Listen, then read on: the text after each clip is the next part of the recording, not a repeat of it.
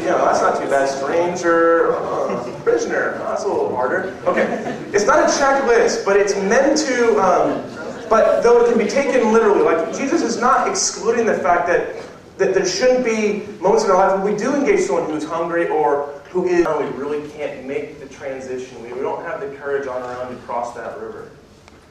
And in this image, as he crosses this river, he has on the one side people, voices of friends, voices of his current life that are calling him and shouting at him to come back, threatening him, right? Your mom's going to kill me, there are voices that call us to not leave, to not break out. To not be idealistic, naive, or stupid. But in our world, there are voices that do beckon us, that call us to cross that river. And in this passage, it is first and foremost the voice of Jesus, God himself, who calls and beckons us to cross that river, to cross that divide. Because in crossing that divide, we not only give something to the people we cross to, but we gain something ourselves. We regain our humanity. We regain who we were created to be. We are reunited not just with a person, but with our truest self, who we were created to be, the life we were created to live. When we bring humanity to somebody else by loving them, by speaking to them, by acknowledging them, by investing in them, by saying, you are worth my time and my investment, we rehumanize others, but we also find ourselves being rehumanized. We find our humanity being restored, and that humanity is really, in the end, it's the image of God being restored in our life. We were created to be like God. And it is always first and last God's voice that says, cross that river.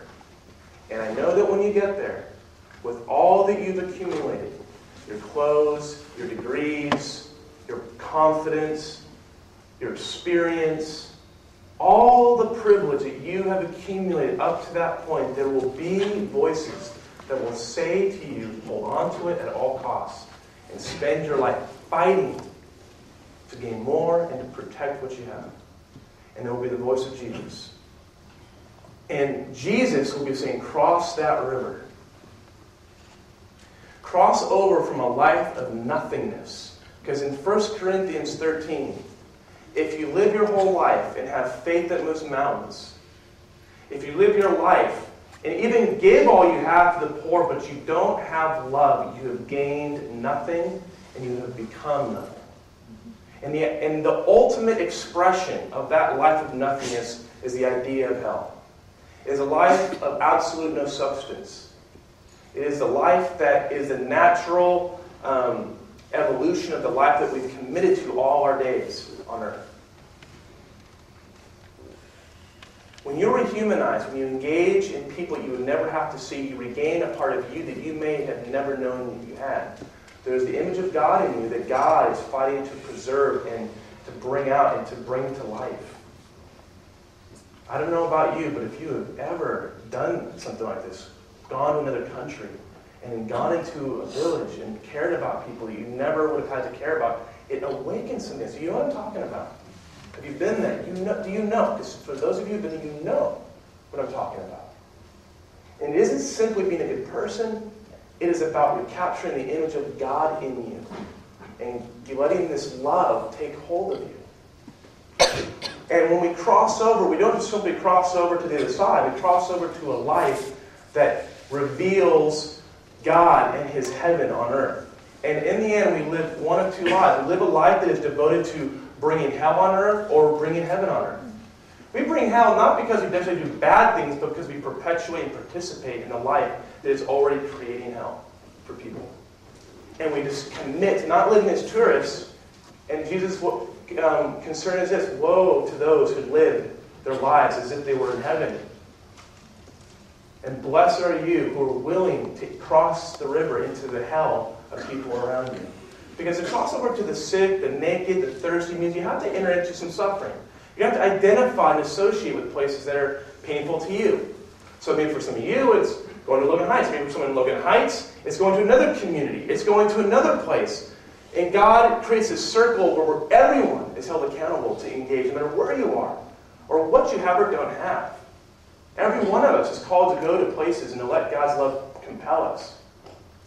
For one of my friends, Daniel, he grew up in a really violent neighborhood in LA, and he's married now, and I asked him, so, man, when are you going to get out of there? He's got people at night sometimes following his wife home. I'm like, dude, you got to get out of there, man. And his response was, bro, this is where I grew up, and I didn't go get education to leave my neighborhood. I got my education to come back and bring change. That's what I'm talking about.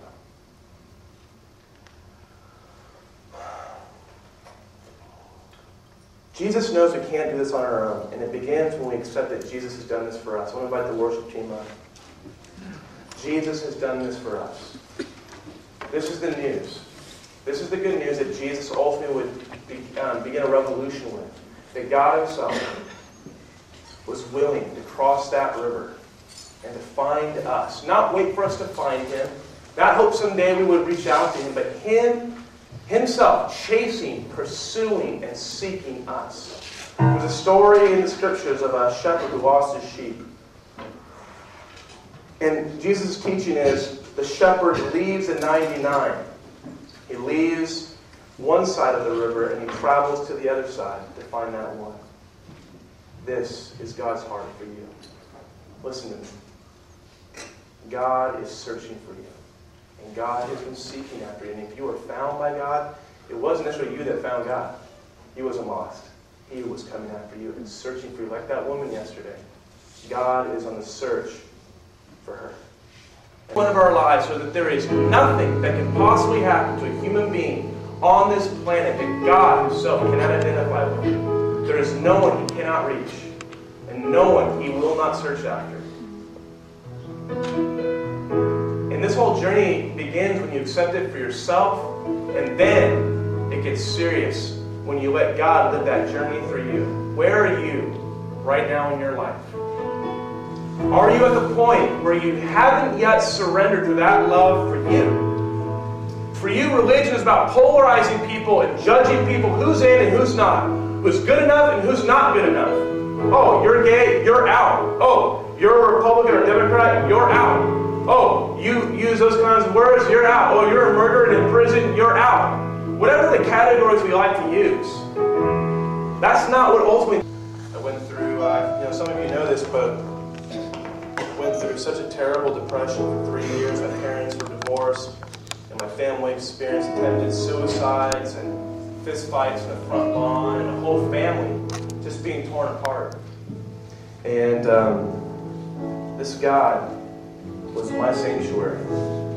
He was the one who came and found me in the depths of depression. And he is the God who's called me to meet others in their depression.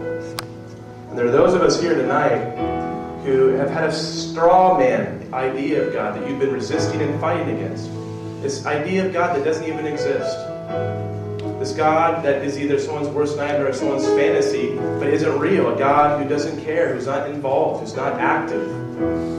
And this God is the God that Jesus came to reveal and reunite you with. And some of you, you're just fighting the one that loves you, the one that made you, the one that has given you breath. And the invitation is to surrender your life, what you want to devote your life to. You are taking a physical gesture, taking a radical action. Because to cross that river demonstrates radical action. To cross these gaps, we have to be willing to take radical action. Will you take a radical action right now and stand by your seat and be willing to be identified with Jesus? Because 2,000 years ago, Jesus identified himself with you. Your pain, your hurt, and your lostness. Will you stand? If you are feeling that tug in your heart, and your heart's pounding, and you're feeling